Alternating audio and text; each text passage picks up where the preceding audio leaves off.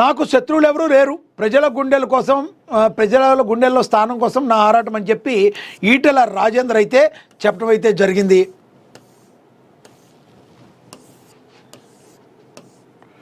ప్రజల గుండెల్లో స్థానం కోసం నాకు శత్రువులు ఎవరూ లేరు, మరి ప్రజల సంక్షేమమే నా ఎజెండా అని ఎంపీ ఈటెల రాజేందర్ ఆసక్తికర వ్యాఖ్యలు చేశారు.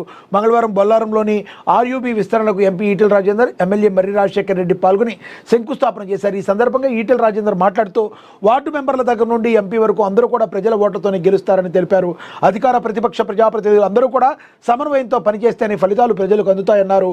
మల్కాజ్గిరి పార్లమెంట్ పరిధిలో రైల్వే స్టేషన్లు, రైల్వే లైన్ల నిలయం అని పేర్కొన్నారు. ఇది అదృష్టం, మరోపక్క శాపమని, ట్రాఫిక్ సమస్యలు వస్తున్నాయని పార్లమెంట్లో మాట్లాడి మంత్రిని కలిసి నిధులు మంజూరు చేయించినట్లుగా తెలిపారు. రైల్వే పనులకు రాష్ట్ర ప్రభుత్వం షేర్ ఇవ్వకపోయినా, భూసేకరణ చేసి ఇవ్వకపోయినా పనులు ఆగిపోతున్నాయని, మొత్తం నిధులు కేంద్రమే భరిస్తుందని చెప్పారు.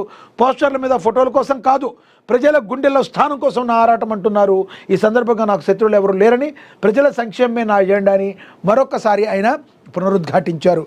ఇది ఈయన ఎందుకు మాట్లాడారంటే, ఇది నాకు శత్రువులు ఎవరు లేరనే మాటని చాలామంది ప్రజలు కావచ్చు, కొంతమంది ఎవరైతే ఒక రెండు వర్గాలుగా చీలిపోయింది బీజేపీ పార్టీలో, బండి సంజయ్ వర్గము, ఈటెల రాజేందర్ వర్గం అని సపరేట్గా ఉంది అని కొన్ని ఆరోపణలు వస్తున్న వేళ నాకెవరు కూడా అలాంటి శత్రువులు ఎవరు, ప్రజల గుండెల్లో స్థానం కోసం నేను ట్రై చేస్తున్నానని ఎప్పుడైతే ఈటెల రాజేందర్ చెప్పారో, మరి ఏకతాటి మీదకి మరి బీజేపీలోని కొందరు నాయకులు రావడానికి ట్రై చేస్తుండడానికి స్వయంగా ప్రధాని నరేంద్ర మోడీ వచ్చి నేతలందరితో మాట్లాడిన తర్వాత ఈ రకమైన స్టేట్మెంట్ రావడాన్ని చూస్తే మరి బీజేపీ మరి పాతకాలంలో ఏదైతే ఉందో ఒకళ్ళ మీద ఒకళ్ళు ఆరోపణలు చేసుకోకుండా ముందుకు వెళ్ళే తీరుకి ఇదొక నిదర్శనంగా మనం భావించవచ్చునని రాజకీయ విశ్లేషకులు అయితే చెప్తున్నారు. ఏదైతే రైలు నిలయానికి సంబంధించి ఏదైతే ఉందో మరి ఇక్కడ ఉండటం చాలా అదృష్టం, అదేవిధంగా శాపం కూడా. ఎందుకంటే ట్రాఫిక్ సమస్య పెరిగిపోయింది, కానీ ఆ ట్రాఫిక్ సమస్యను నివారించేందుకు తీసుకోవాల్సిన చర్యలకి కేంద్ర ప్రభుత్వం నుంచి అమౌంట్ వచ్చేటట్టు నేను చేశాను. మరి పోస్టర్లో ఫోటోలు కాదు కావాల్సింది, ప్రజల గుండెల్లో స్థానమని ఈటెల రాజేందర్ మరొకసారి పునరుద్ఘాటించారు. మరి చెప్పండి, మీరు ఈటెల రాజేందర్ మాట్లాడిన మాటలతో మీరు ఏకీపిస్తారో లేదో కింద కమెంట్ బాక్స్ రూపంలో కమెంట్ చేయండి. ఇక ప్రతి కుక్క కాటుకు పరిహారం చెల్లించాల్సిందే, రాష్ట్రాలకు సుప్రీంకోర్టు హెచ్చరిక. ఇది కుక్కల గురించి మనం చాలా వీధి కుక్కల గురించి చాలా మనం ఆలోచించాల్సిన పరిస్థితి. ఎందుకంటే వీధి కుక్కలు చాలా డేంజరస్గా కనబడుతున్నాయి. ఎక్కడ పడితే అక్కడ ఉండి ఏ నిమిషాన ఏ పిల్లోడిని పీక్కు తింటాయో, వెళ్ళే వాళ్ళని సడన్గా వెనకాల నుంచి వచ్చి వాటిని ఏం అనకపోయినా కూడా వచ్చి కుక్కలు దాడి చేసిన పరిస్థితి రోజు రోజుకు పెరిగిపోతున్నాయి విపరీతంగా. దీనిపై మరి సుప్రీం చాలా సీరియస్ అయింది. మీరు ఎందుకు వీధి కుక్కల్ని మీరు ఆపలేకపోతున్నారు, ప్రజల మీద దాడి చేయకుండా చేయలేకపోతున్నారు? ఇది కంప్లీట్గా మరి రాష్ట్ర ప్రభుత్వాలే మీరు ఆలోచించాలి. ఎవరికైనా వీధి కుక్క ఏదైనా కరిచినా, ఏదైనా దాడి చేసినా కంపల్సరీ రాష్ట్ర ప్రభుత్వమే దానికి బాధ్యత వహించాలి. మరి పెద్దగా కూడా వాళ్ళకి నష్టపరిహారాన్ని చెల్లించాల్సి ఉంటుందని చెప్పి సుప్రీంకోర్టు ఫైర్ అయింది. అదేవిధంగా ఎవరైతే రోడ్ల మీద మరి అన్నం కుక్కల మీద ప్రేమతో పెడుతున్నారో, మీ ప్రేమకి మా జోహార్లు, ఆ కుక్కలను తీసుకెళ్ళి మీ ఇంట్లో పెంచుకోండి. కానీ మీరు అన్నం పెట్టి అక్కడ పెట్టి వదిలేసి అవి బలీయంగా పెరిగిన తర్వాత ఎవరి మీద పడితే వాడి మీద దాడులు చేస్తానంటే ఒప్పుకో. అదేవిధంగా ఇంటి యజమానులు ఎవరైతే కుక్కలు ఉన్నారో పెంచుకునేవాళ్ళు, ఆ కుక్క కన్నా దాడి చేసి ఎవరినన్నా గాయపరిస్తే ఆ యజమానే కంప్లీట్ బాధ్యత తీసుకోవాలి అని సుప్రీంకోర్టు ఆదేశాలు జారీ చేసింది. ఇది ఆహ్వానించదగ్గ విషయం. రాష్ట్ర ప్రభుత్వాలన్నీ కూడా కుక్కల గురించి చాలా జాగ్రత్తగా ఉండాలి. ఎటువంటి పరిస్థితుల్లో ప్రజల మీద దాడి జరిగితే ఉపేక్షించేది లేదు. ఎవరి మీద దాడి జరిగితే ఆ మొత్తాన్ని కూడా మీరే భరించాల్సిందే అని చెప్పి సుప్రీంకోర్టు చెప్పింది.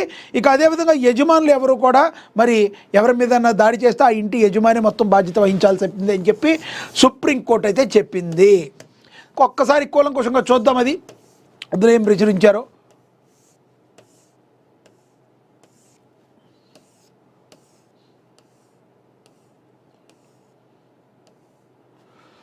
జాతీయ స్థాయిలో వివాదాస్పదంగా మారిన వీధి కుక్కల అంశంపై సుప్రీంకోర్టు కీలక వ్యాఖ్యలు చేసింది.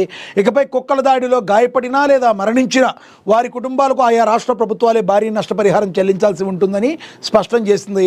వీధి కుక్కల నియంత్రణలో నిర్లక్ష్యం వహిస్తున్న రాష్ట్ర ప్రభుత్వాలకు హెచ్చరికలు జారీ చేసింది. Justice Vikram Nath, justice Sandeep Mehta, justice N V అంజారియాతో కూడిన ధర్మాసనం ఈ పిటిషన్ను విచారించింది. గత 5 ఏళ్లుగా వీధి కుక్కల నియంత్రణకు సంబంధించి ఉన్న నిబంధనలు రాష్ట్రాలు సరిగా అమలు చేయలేకపోతే లేకపోవడం వల్లే ఈ దుస్థితి తలెత్తినట్టుగా మరి కోర్టు అభిప్రాయపడింది. కుక్క కరిచిన ప్రభావం బాధిత వ్యక్తిపై జీవితకాలం ఉంటుందని న్యాయస్థానం తెలిపింది. అదేవిధంగా వీధి కుక్కలకు ఆహారం పెడుతున్న వారిపై కోర్టు అసహనం వ్యక్తం చేస్తుంది. వీధి శునకాలపై ప్రేమ ఉంటే వాటిని మీ ఇంటికి తీసుకెళ్లి పెంచుకోండి అని సూచించింది. రోజు రోజుకు పెరిగిపోతున్న వీధి కుక్కల సమస్య భావోద్వేగభరిత అంశమని తెలిపింది. కుక్కలు వీధుల్లో తిరుగుతూ ప్రజలను ఇబ్బందులకు గురి చేస్తే సహించేది లేదని స్పష్టం చేసింది. ఎస్, ప్రాణికోటి పట్ల దయగలిగి ఉండాలి. అదే మరి మనుషుల ప్రాణాలను తీసేస్తుంటే కుక్కల మీద ఏంట్రా బాబు మీ ప్రేమ తగలయ్యా?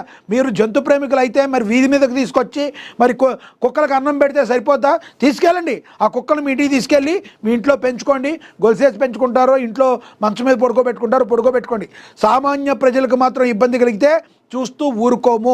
ఒక కుక్క కరిచిందంటే ఆ యొక్క ప్రభావం అతని జీవితం మొత్తం వెంటాడుతూ ఉంటుంది. అతనికి ఏమేమి వ్యాధులు వస్తాయో తెలవదు. ఎంత టీకాలు వేయించుకున్న సైడ్ ఎఫెక్ట్స్ ఉంటాయి. కొన్ని ప్రాబ్లమ్ అతను బేరీ